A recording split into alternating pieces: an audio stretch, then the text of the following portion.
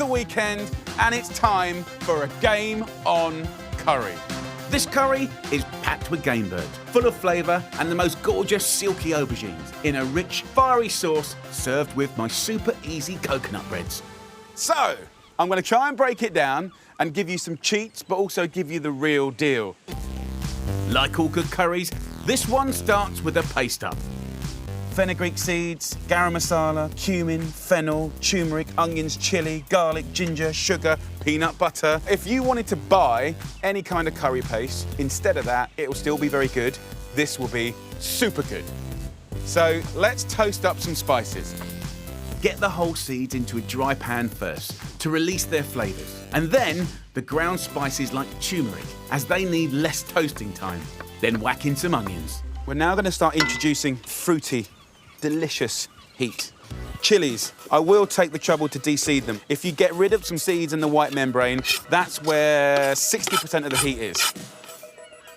I want a nice thumb-sized piece of ginger. Just roughly chop it. In we go. 4 cloves of garlic. Just throw those in whole. So I'm not putting oil at this stage of the curry base, okay? I'm just using the dry heat because what I'm going to do next is smash it up to a paste. And for that, I'm going to use the oldest kitchen gadget in the world, the pestle and mortar. I'm going to pound up coriander stalks, tamarind paste, chunky peanut butter, and for an authentic sweet and spicy flavour, brown, unrefined sugar. We'll bash that all up in a minute once we've got going with the game birds. You could do just chicken, cool. But what joy, what flavours, it's natural wild food. We got pheasant here. It's kind of like chicken but with more flavour. We got quails here. Over here we've got lovely partridge.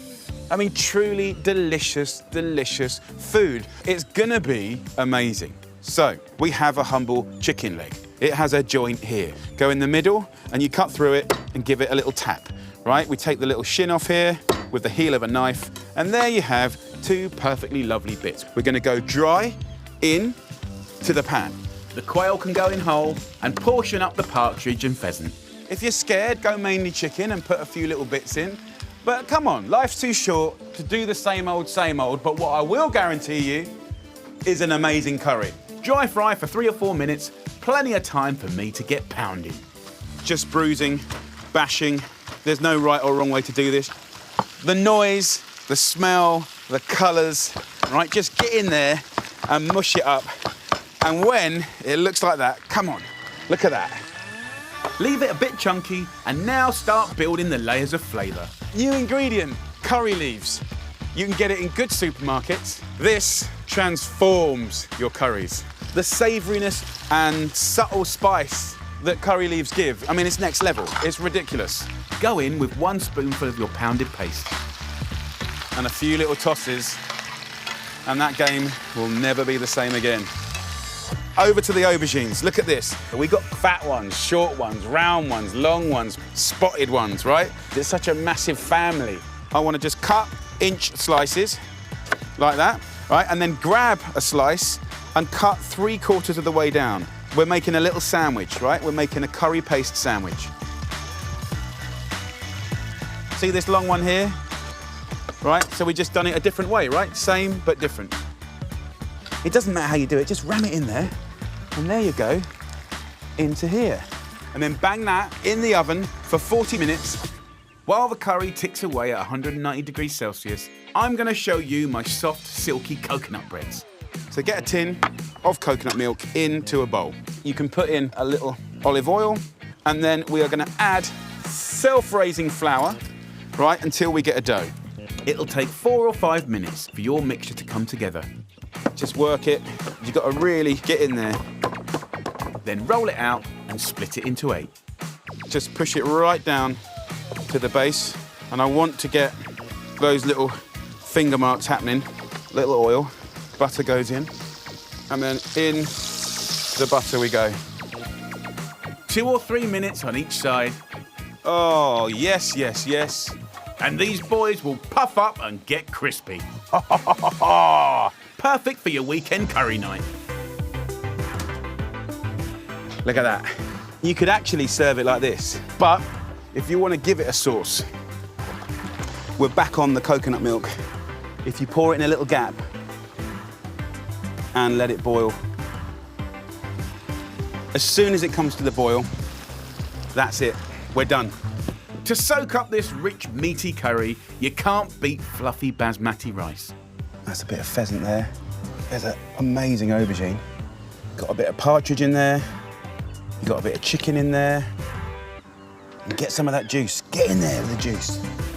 And because it's the weekend, let's go all out with those flatbreads, crispy poppadoms, some pickles, and mango chutney.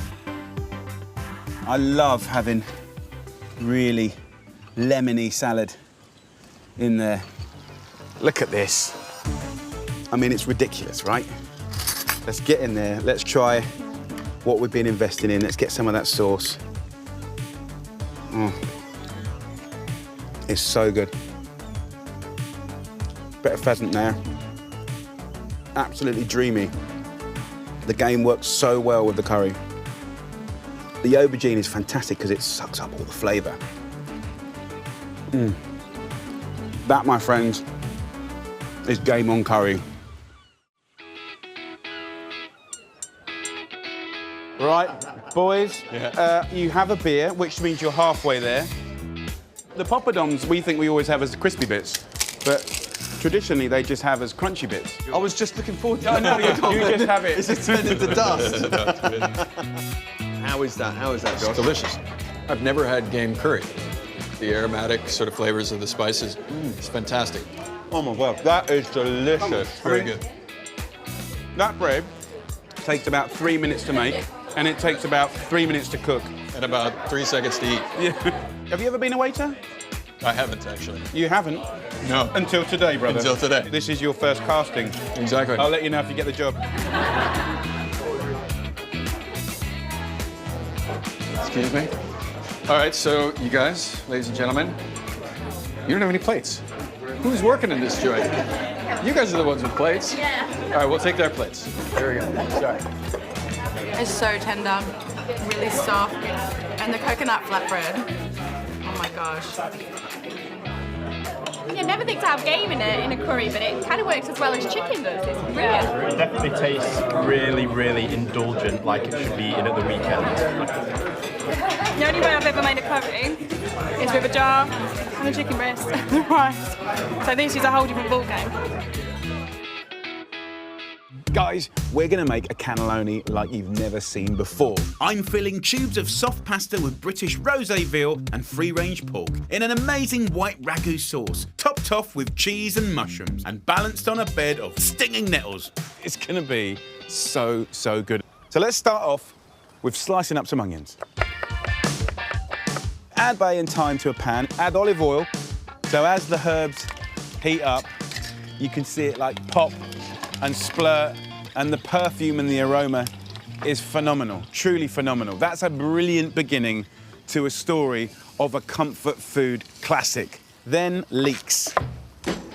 The flavour from the leeks is incredible. Very often when I use leeks, I also put a knob of butter in. They just cook so beautifully. Garlic, celery, and the perfect amount of seasoning give my ragu its base notes. And let that sweat off for about 5 or 10 minutes just to get soft and sweet and delicious.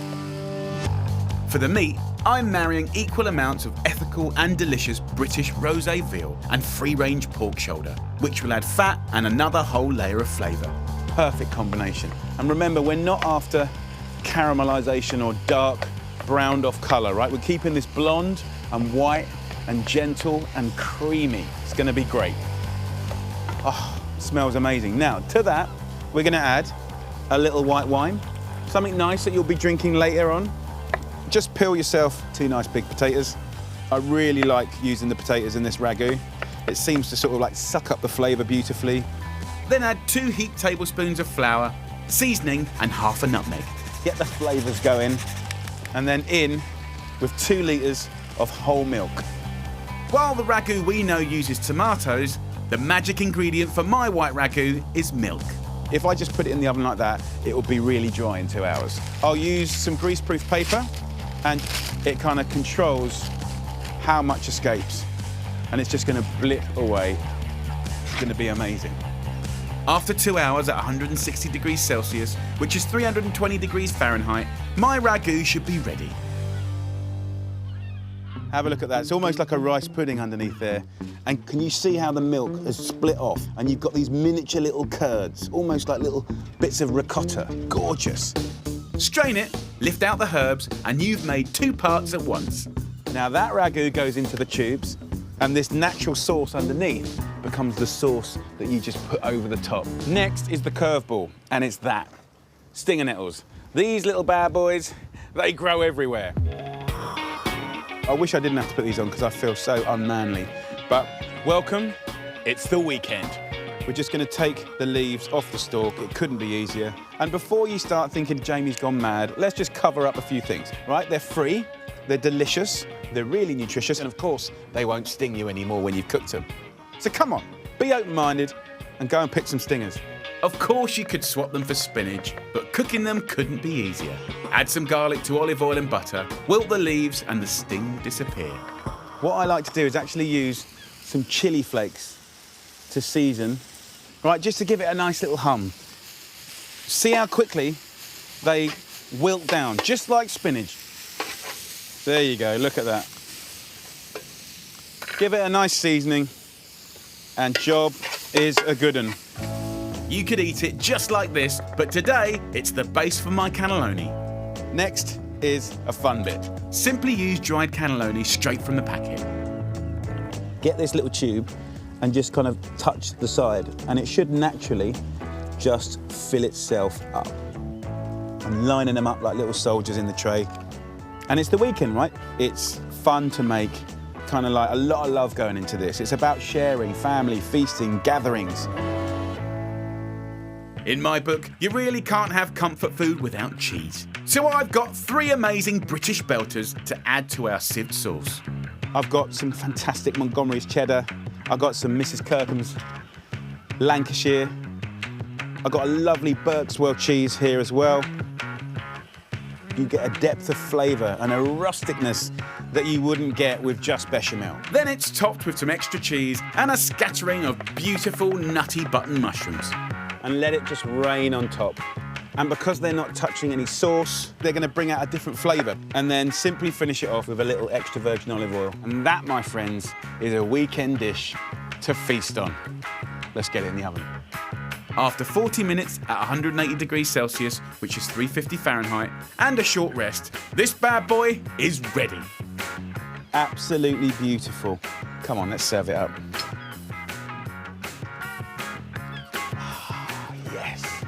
You got the dense green stinger nettles in the bottom. Nice little green salad. This is a cannelloni fit for kings.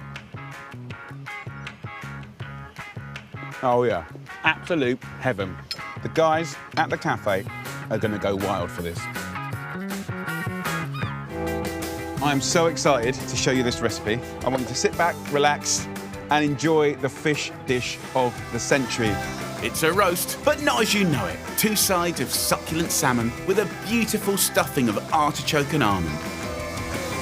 Get yourself a clean surface. We're gonna use extra virgin olive oil and then have a little rub. Right, we don't want it to sort of stick. I'm gonna season the surface with freshly ground black pepper and salt.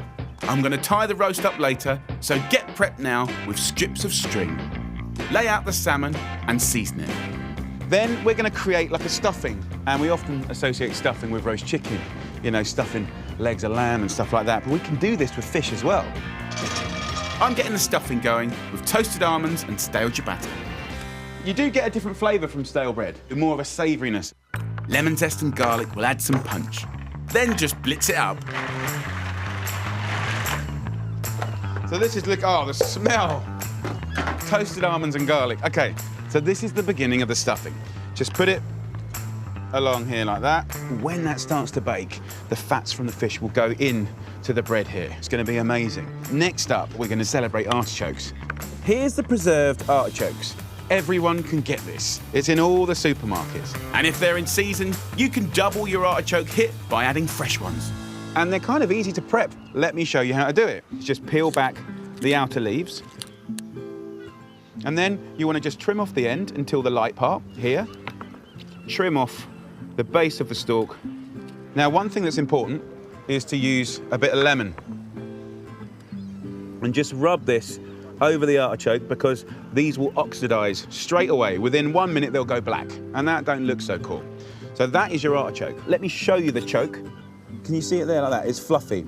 It won't hurt you, but it's not that nice to eat, so we remove it. It's worth the effort, I promise. What's left is truly delicious. Get them into a pan with a good splash of the artichoke oil from the jar. Artichokes go in. Mint and artichokes are best friends. We'll just chop that up like that. Mint goes in. Oh, the smell is amazing. And that's all we need. We don't really need to cook that. We're just heating it through and softening it. And if I just kind of pinch it off like that, look at that. Oh, and that, my friends, is the stuffing with a difference. Season the other side of the salmon and place it on top. And over that, smoked bacon. Its fat is going to melt down right over the salmon. It's going to be beautiful. Top it off with a bunch of fresh thyme. Then tie up your evenly spaced string and parcel this fish up. Let's take this beautiful thing and get it into the tray at an angle. Gather up all your bits. Put it over the top. And this is food that makes me happy. This I want you to try. To give you the most amazing crispy skin, preheat your oven to full whack, and as soon as you put the fish in the oven, turn it right down to 180 degrees Celsius and cook for 35 to 40 minutes. Come on! Look at that. What a picture, what an excitement. Can you imagine that at the weekend? I can't wait to show you what's happened on the inside. Oh, yes, you know it. Look how juicy that is. Some simply boiled new potatoes and fresh baby spinach complement this perfectly. Let's have a little try.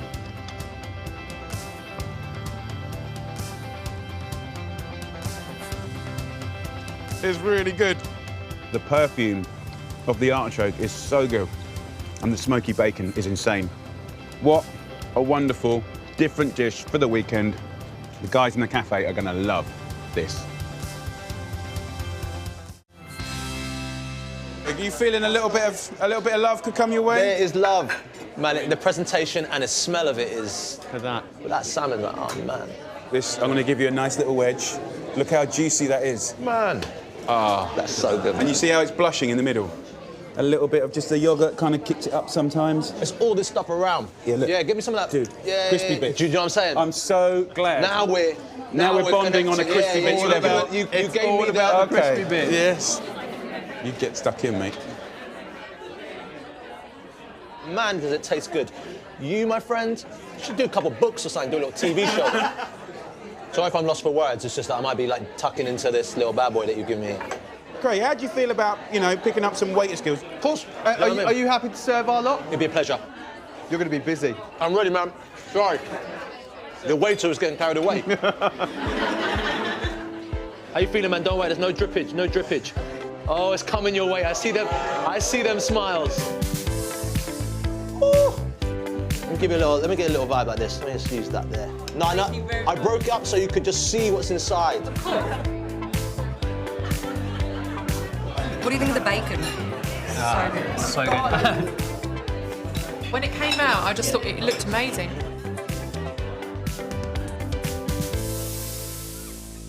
It's the weekend! Time for some beautiful finger-licking ribs.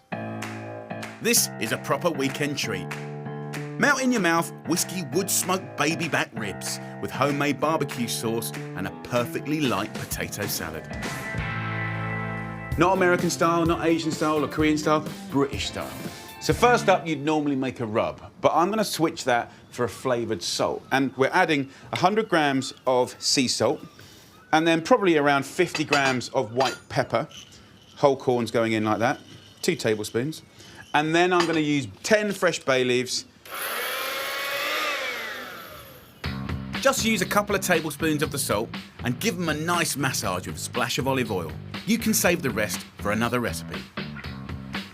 So before we wrap this up, we want to add a little bit of moisture. So you could use water, or you could use a little whiskey. Just a shot.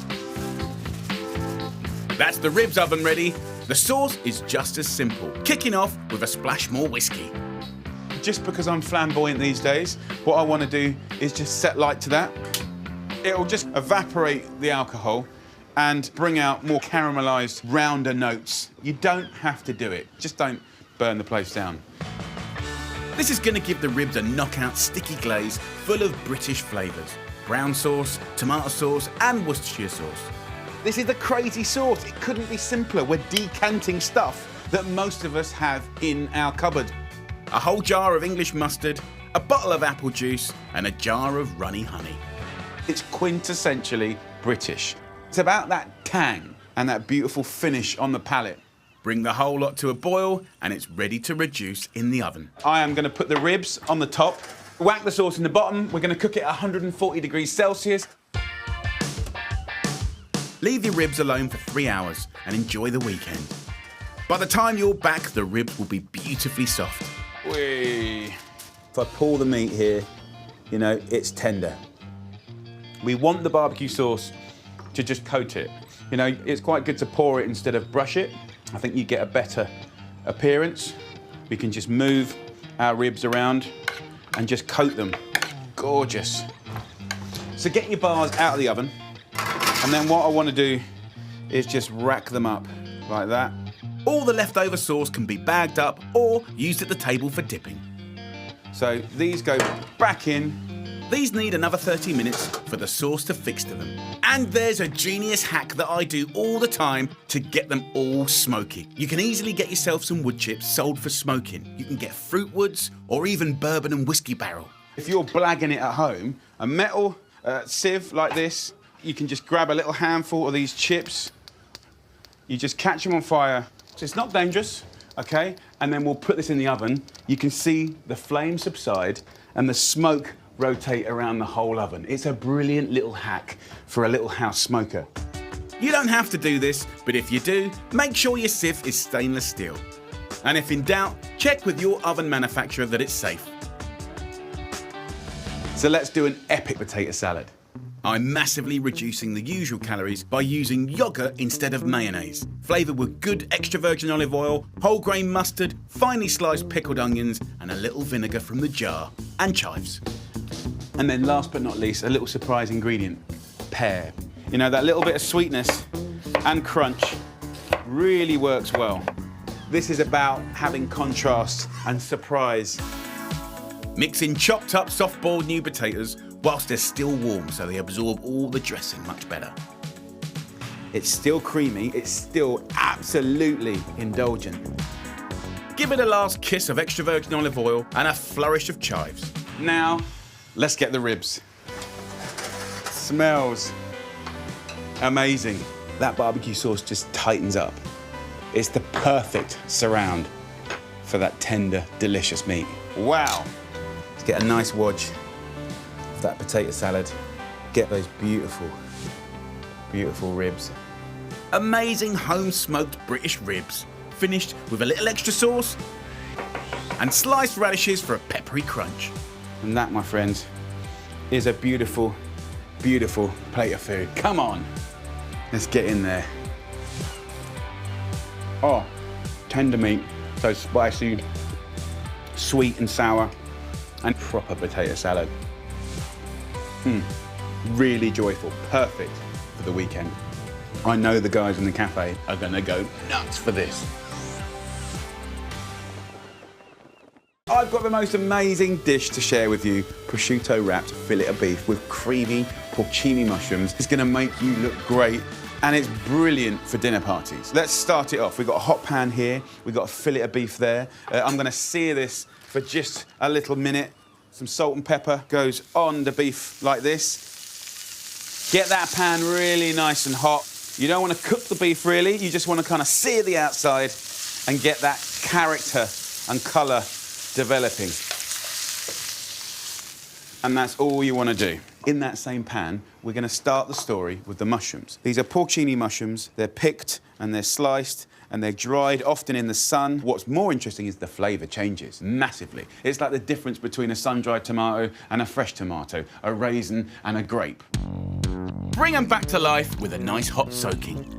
So the water is going to rehydrate these mushrooms. See how they're getting soft? Look at the colour of the broth. Porcini go hand in hand with the flavours of garlic, rosemary and thyme. So get these softening slowly in some butter. The smell is amazing. And then we're going to go in with our porcini. I'm going to add nearly all of that juice. Can you see how there's a little bit of grit at the end here? And we don't want that. We're going to let that cook for 3 or 4 minutes. And there will be a moment when, like, the beef fat and the oil and the butter and the beautiful mushroom broth come together as an emulsion. And that is the creamy bit, right? It's going to be amazing. And that's going to be wrapped around the beef. So how do we do that? Let me show you. Get some grease-proof paper. I'm going to use extra virgin olive oil just to have a little rub up here because we don't want anything sticking. Take about 8 slices of prosciutto. We want to kind of overlap. Each piece comes one giant sheet. So let's have a little measure up. Yep, that's looking pretty good. You want to be able to roll it up. Yep, I'm happy with that. Now, over here, quickly. Look, look, look, look, look. Right, so now you get that creaminess. And off the heat, I'll add another little knob of butter and 10 drips of lemon. We'll transform this. Let that cool down for 5 minutes, or if you're on the end of Southend Pier, go outside for 1 second.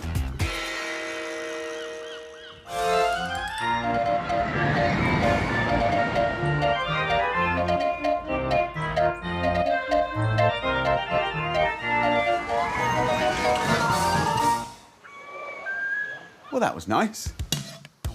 Just lay the mushrooms, and there's not loads, in and around a sheet of prosciutto. I love the honesty and simplicity of the flavours. Mushroom, garlic, herbs, prosciutto, beef. So now in with the fillet of beef. Put it here at the end, and we roll it up and keep rolling. You know, fold the sides in, give it a nice little hug like that. We are going to start tying things up. I've got some butcher's string, but you can use any kitchen string to secure. What I do to help myself is do one twist, one knot, and then another. And then what's kind of cute is you can pull it and get a bit of tension there, and the knot doesn't slip. Pull it tight, and there you go. That is a gorgeous fillet of beef. I've got an oven and a roasting tray super hot at 220 degrees Celsius, which is 425 Fahrenheit. I'm just going to place the beef straight in here. And add the gorgeous flavours of rosemary, thyme and garlic. And that's going to go in the oven for exactly 25 minutes.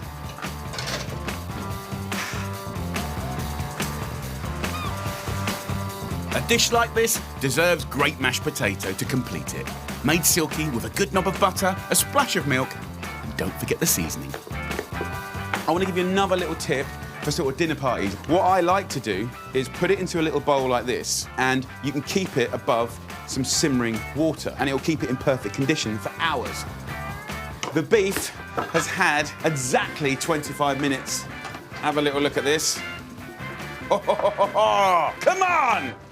Just baste it, all the juice is coming out. Look at that. Let's get this onto a board. We can take the garlic cloves out as well, and they're really beautiful and caramelised. Trim off the string, it's done its job. With the roasting juices, start a really simple red wine sauce. So the same wine that you're serving your guest, you'll also serve your tray, okay? And I want about a wine glass in there. And you're just going to bring it to the boil, clean the bottom of the pan, and when the wine and the fat emulsifies to be sort of creamy and gorgeous, that's it, it's done. Let's just have a confident cut at the end, like that. Oh, it's looking good. Just blushing and cooked to real perfection. So I quite like having a nice kind of inch slice. Let's pick it up, pop it into our mash. Take some greens. So as soon as that fat and liquid comes together, take it off the heat, then add the butter. And they call this Monty au beurre. You know, just gonna jiggle in some butter. Take a little spoon, straight over like that. Right, come on. Let's get in there.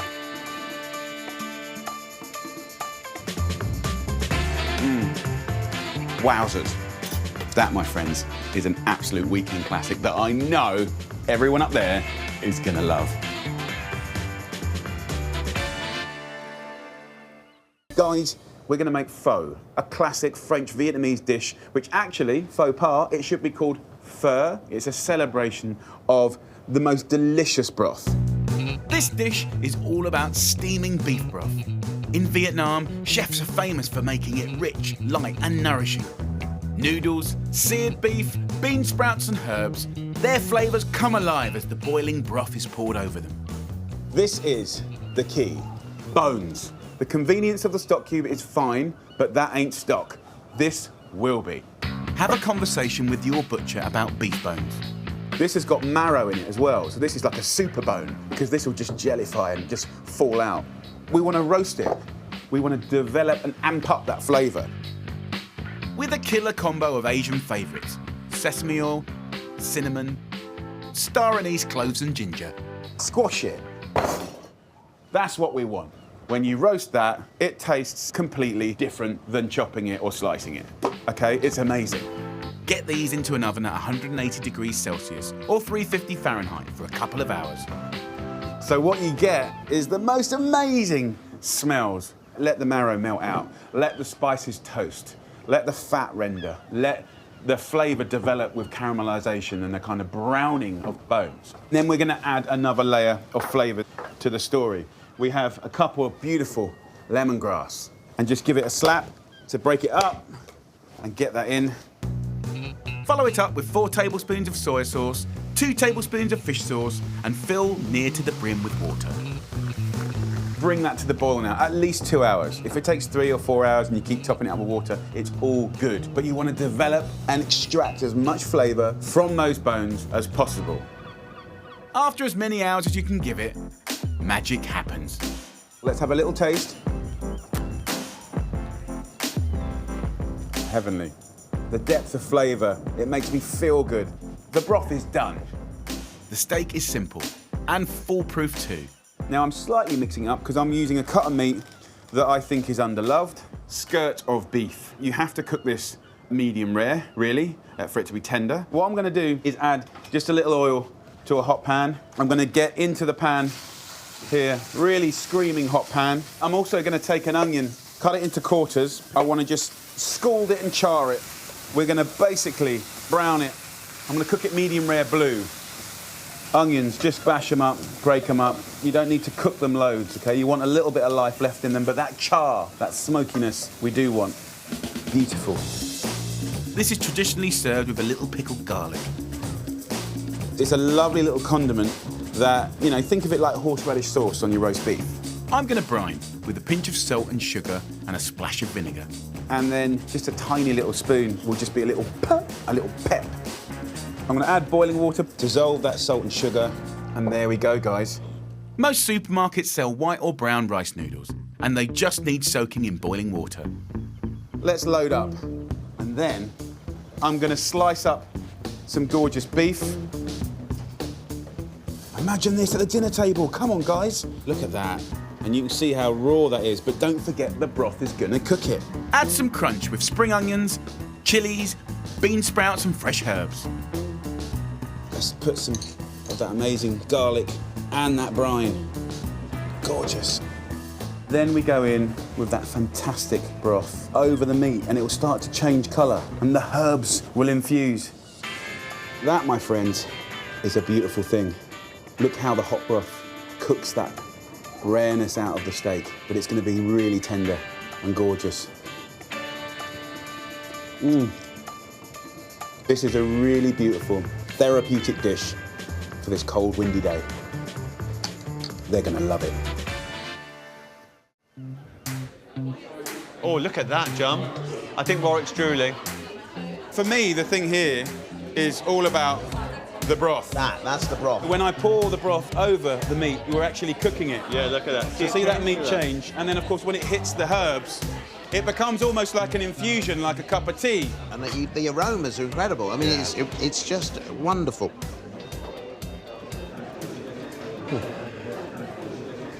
It's quite spicy. Wow.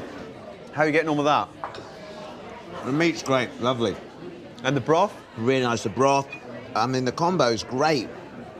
How are you eating the noodles? They're just not. They're not playing ball here. They just don't want to get on Feel free it. to slurp. It's okay to slurp. It's all about getting it in there. I mean, I never get indigestion when I'm eating with chopsticks because you just eat so slowly.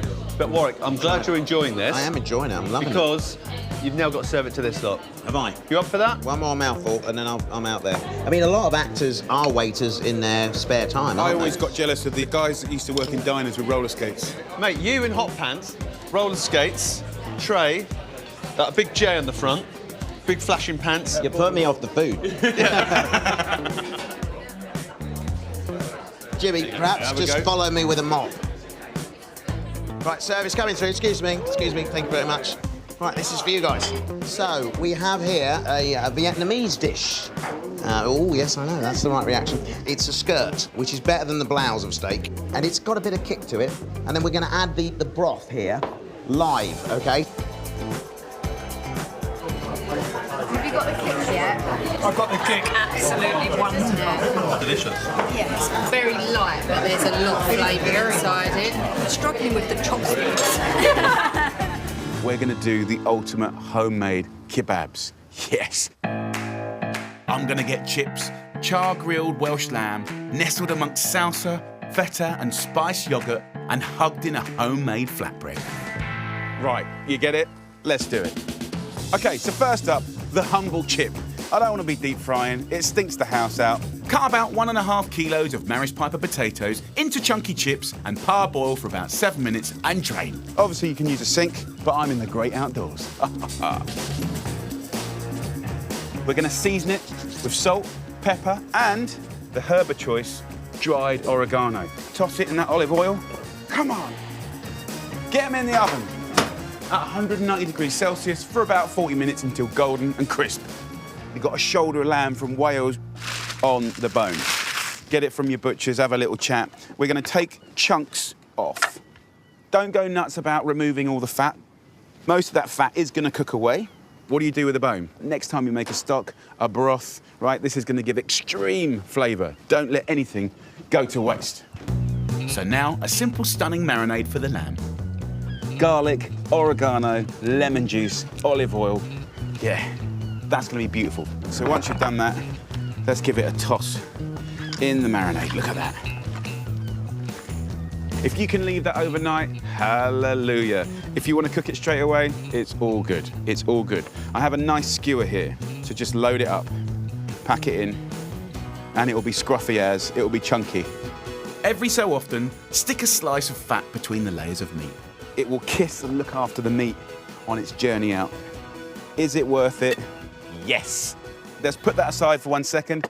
Let the lamb soak up the marinade whilst you knock up the easiest flatbreads ever. The recipe is 350 grams of self-raising flour and 350 grams of yogurt. Basically, you just add the yogurt until you get a dough. It's as simple as that. A good pinch of salt. You can add a little oil and just use a fork to start off with. You can see it come together like breadcrumbs, a nice, pliable, elastic dough. That's what you want.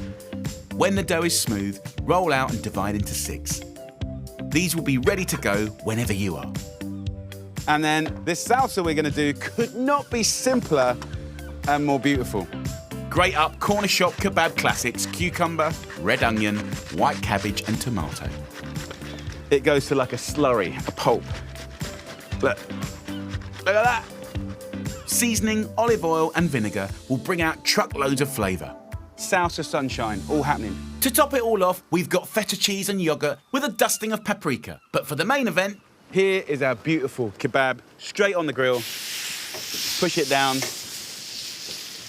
And we're just going to turn it and get it gnarly. So just spend 10 minutes loving it, taking care of it. It looks almost burnt. We want that because it's going to be blushing on the inside. And that contrast is a thing of beauty. And then get your giant kebab onto a tray in the oven with the chips and cook it through for half an hour. When your lamb is nearly ready, you can prep your yoghurt flatbreads. So quick to make, quick to roll out, and even quicker to cook. Look at that. Right, in the oven, it's time for the kebab and the chips. Don't forget the chips. Ho, ho, ho, ho. See how the side comes up? It's beyond the chip. Come with me on this journey, people. Come, because I'm going to take this kebab, hack it. It's messy, it's beautiful. This bit where it's still blushing, you can still put that back on. But guys, let's build one. So let's start with the chips. Let's get it in there. Let's have some juices from there. Let's have some of that lovely lamb. We'll take some of that sunshine salsa and just bop it here and there. A little squeeze of lemon juice, some yogurt, little whips of it over the top, and a seasoning of feta cheese. Calm down. Then roll it up, hug it, plug up the end, and then plug up the other end with your mouth. Oh yeah, that is what I'm talking about. You've got that sunshine salsa that just wakes it all up. The feta, of course, the chips and the bread just mopping up all the juices. So good. I'm telling you one thing, all the guys down at the cafe are gonna absolutely love this. And we've even got Welsh lamb for Greg. Yes.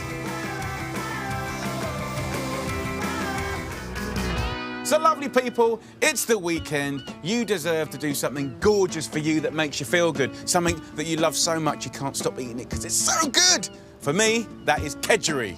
It is kind of like an Anglo-Indian stir-fried rice. Kedgeree. I love it. Flakes of smoked haddock, lemony flavours. So before me is a simple array of beautiful things. The heroes of the dish are rice. Just boil it 12 minutes until it's cooked, drain it and let it cool down. You need cold rice. Then you have smoked haddock. Look at that, natural, no dyed. That's going into some warm water that's coming up to a simmer. You can flavour up the poached water with some lemon rind and any herbs you find to hand. Coriander is perfect. Let's get the rice base going. So I'm going to go into a cold pan with some oil. I'm going to go in with a nice generous knob of butter. Before that gets too hot, whack in a good dose of garlic and ginger so they cook gently without burning. So the ginger goes in. I'm going to use fennel seeds, 1 onion, red. Get that in the pan. And the sweetness of the onions, the hum of the garlic, and the whole kind of zing and fragrance of the ginger. So it's a brilliant story thus far.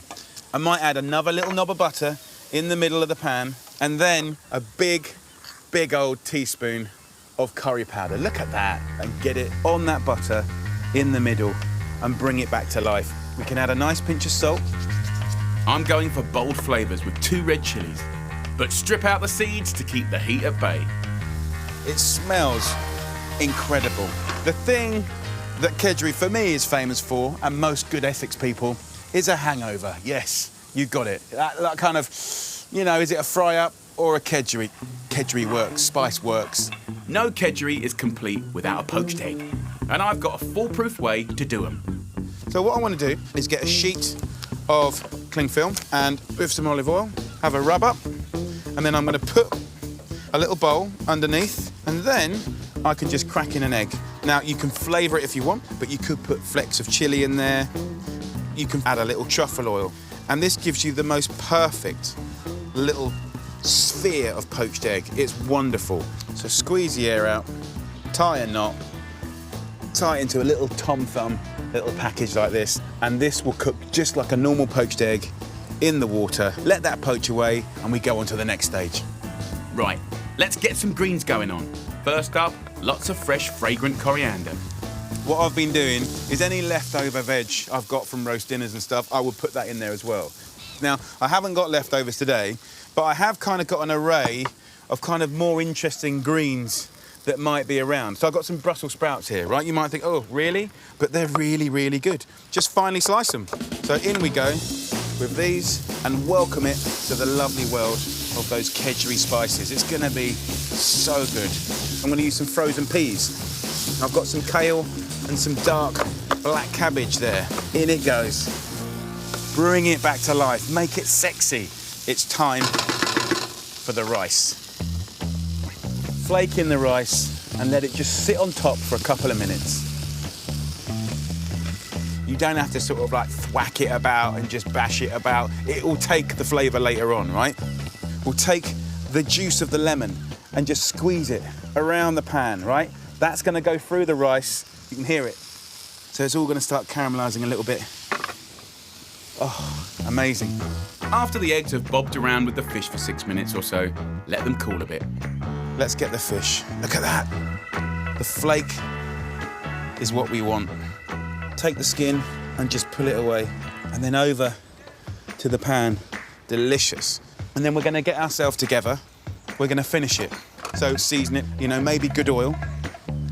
Take 2 spoons, right? And we're gonna kind of fold it now, okay? So we're gonna kind of bring that kind of heart and soul, the colour, the attitude into that clean white rice. And scrape the bottom of the pan.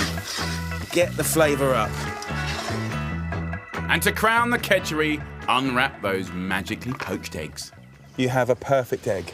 I could never do that. Come on, 20 years experience, never that good. Add a little flourish of fresh coriander and a final kick of chilli. Just to remind you that you're serious, and then get into the eggs and just open them out. Look at that. And there, my friends, enough talking. Break up the egg.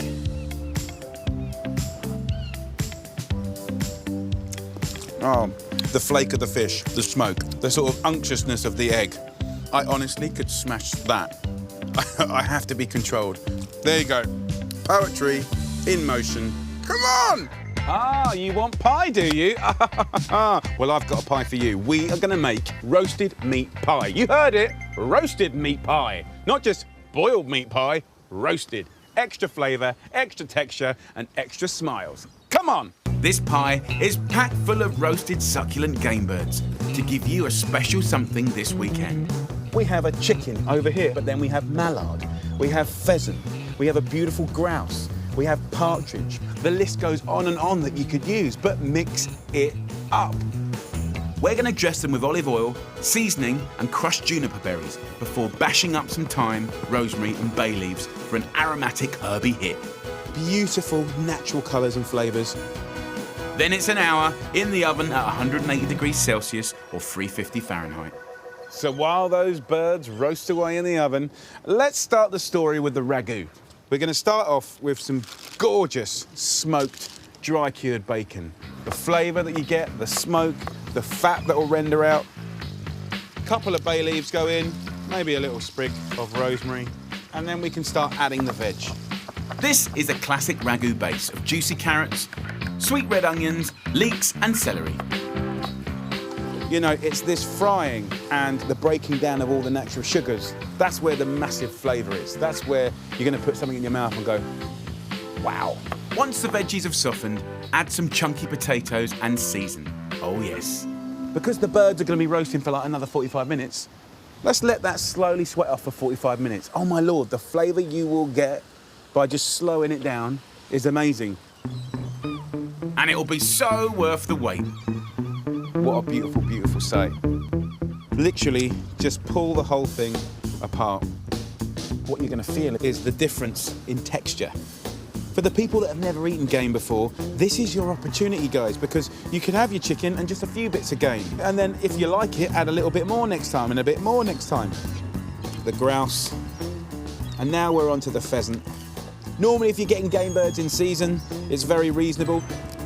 All these bones will make a brilliant stock for another day. There's just flavour and value everywhere. Don't throw nothing away. 2 tablespoons of plain flour go in. That's your thickening agent. And then in with about 500 millilitres of cider. Cheers to that. Give it a stir and boost its flavour even more with good chicken stock and those incredible roasting juices from the tray. Maximum flavour. And all that delicious meat. And that, my friends, is going to be the most mega stew ever. So we'll strain it before it goes in to give you the perfect pie consistency, and then we've got loads of gravy for pouring later. Pastry time. We're going to go half butter, half suet. To that, we're going to add 800 grams of plain flour, a good pinch of salt, 3 lovely eggs, and then find that fat and just use your thumbs to mix it in. A splash of water, and the whole thing should start to come together. It's going to look a bit rough and ready. That's fine. You want to keep it short. If you keep kneading it, it won't be crumbly. Right, can you see there's still chunks of suet in here? I'm going to wrap this up, and I'm going to let that cool down, and then we'll fill it. And be patient, it's the weekend. Chilling it will stop your pastry shrinking during cooking and make it easier to roll. Let's make this pie. I want to go about ½ centimetre thick, then roll it back up. Olive oil into a dish, get right up the sides. We get our filling. What's nice about it chilling again is the gravy kind of solidifies. So you want to just chivvy in this edge, this rim, like that. Just tuck it under like this. What I want to do is put my thumb in here and pinch around it. You know, you can get all kinds of cutters, you can get leaves, you can do plaits, you can do shapes, all sorts. But to be honest, at the weekend, I've put enough love into it. Just use 2 fingers and a thumb and you'd be amazed what you can achieve. And a beautiful roasted meat pie has been born. Happy days. Just egg wash the centre part. And I do want to just create a little star to relieve the steam, and look at that. It's going to be amazing. After an hour in the oven at 180 degrees Celsius or 350 Fahrenheit, your wonderful weekend feast will emerge. Look, you can see how crispy that pastry is going to be. Wow. Oh, guys, look at that, look at the flake.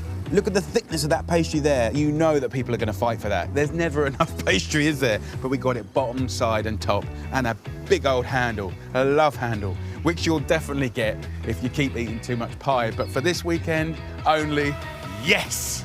Just hit it up with some seasonal greens. Oh. It is nuts. Loads of different flavours happening there, different chunks of meat.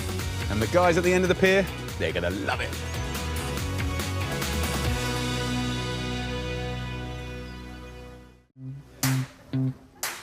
So this I've made for you with love. This is incredible.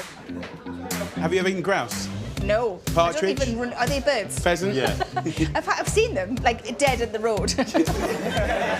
Do you still call that a pie? Because I know somebody who calls that a lie because it's not got pie underneath. Oh, it's you mean just a top. lid? Oh. It's a lie. Oh, sister, we have got pastry everywhere. There's pastry everywhere. Look at that. Shut your face. Oh my God, it's got the veg and everything in it. This is your gravy. Is that, what kind of granules is that? Oh, yeah. That is really good. That pie was so good, her voice lowered. Did you hear that? I know. She went, oh, yeah. It's my sexy voice. You went all sexy voice. Move in with me. We've got pies for the whole calf. Oh my God, it weighs a ton. I know. It's full of so many dead birds and that. Enjoy, guys. It's like proper weekend food, isn't it? So much filling as well, isn't there? It is so good. Amazing. Definitely better than my mum's pies, definitely. I think I'm going to have this for my Christmas dinner. Game changer. So we're gonna make the most incredible Caesar salad that's gonna blow your mind. We're gonna take it to the next level, the next galaxy. This souped-up salad combines sweet and crispy salad veg topped with the juiciest chicken and the crispiest skin. So to make the ultimate roast chicken, to give you the ultimate croutons, which makes the ultimate Caesar salad, we're gonna start with a brine. Brining adds loads of flavour and moisture to your chicken. Combine 4 tablespoons of fennel seeds and black peppercorns, 6 dried chilies, loads of bay leaves and fresh thyme. We're just toasting it, waking it up, and it smells incredible. Then we're gonna break that heat with a litre of water and apple juice.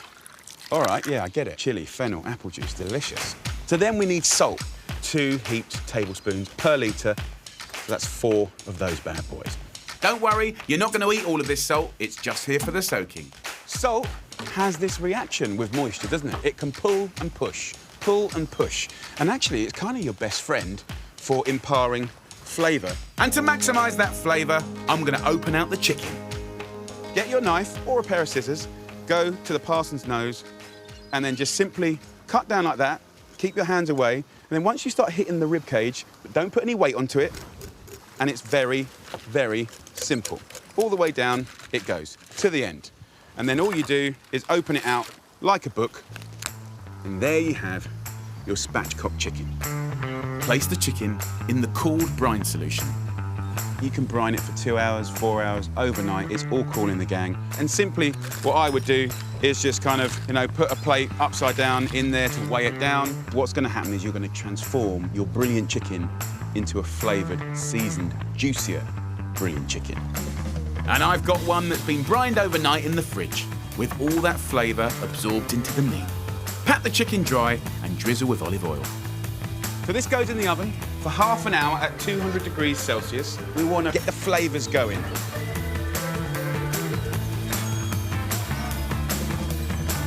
So as the chicken roasts, I want to show you how I make my creamy dressing. The original was riffing off of mayonnaise. So why not get your creaminess from beautiful, thick, organic Greek yogurt? Now we're pimping it up, OK? So about 4 tablespoons of good, cold-pressed, extra virgin olive oil.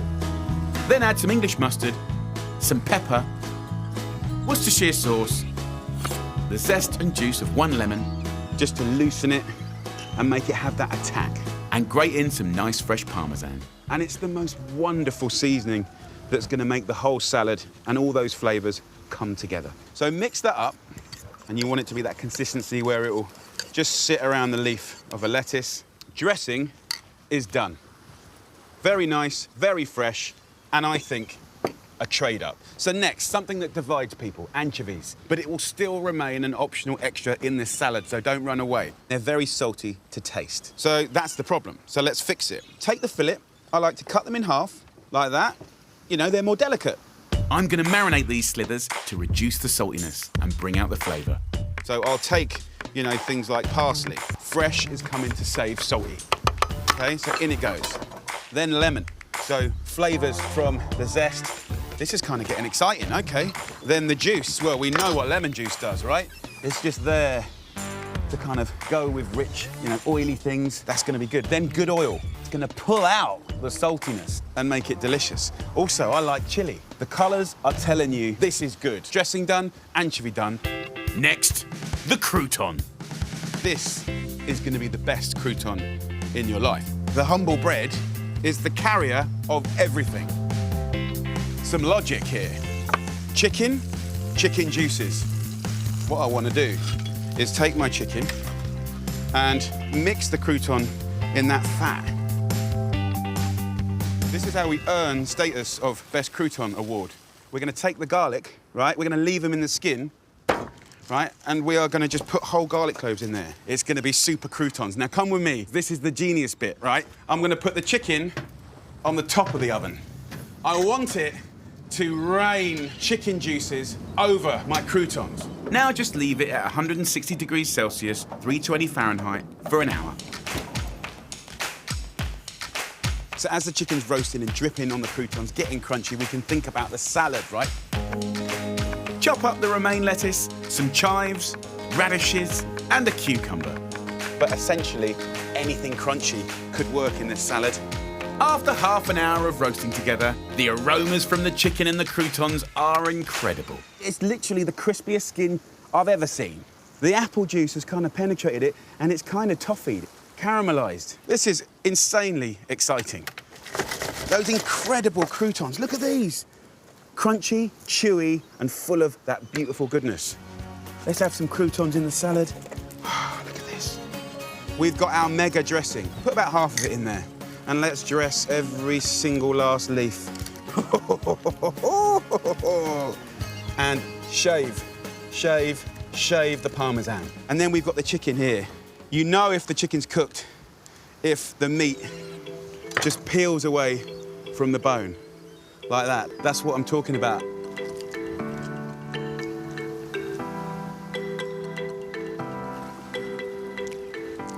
Was it worth it?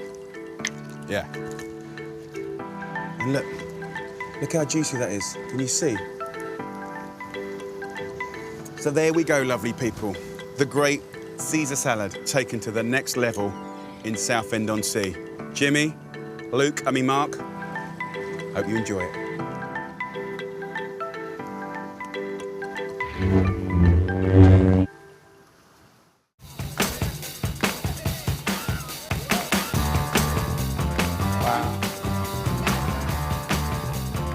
So what I want to do is just serve you a little bit, and then you'll have to wait, guys. Look at their faces. I think I can hear them salivating. Nice parmesan here. Fill your boots. Man. There's so many different flavors going on. I've had Caesar salad, but not like this. We're filling our faces, but should we feed the audience? Oh, I think we should. Are you guys hungry? I'll get to you shortly. I've never had a chicken brine before. It's so flavoursome. Are you ready for a little Caesar salad? That was so good. The anchovies are like the turbocharger. The juices have like dripped into the bread. That is absolutely stunning.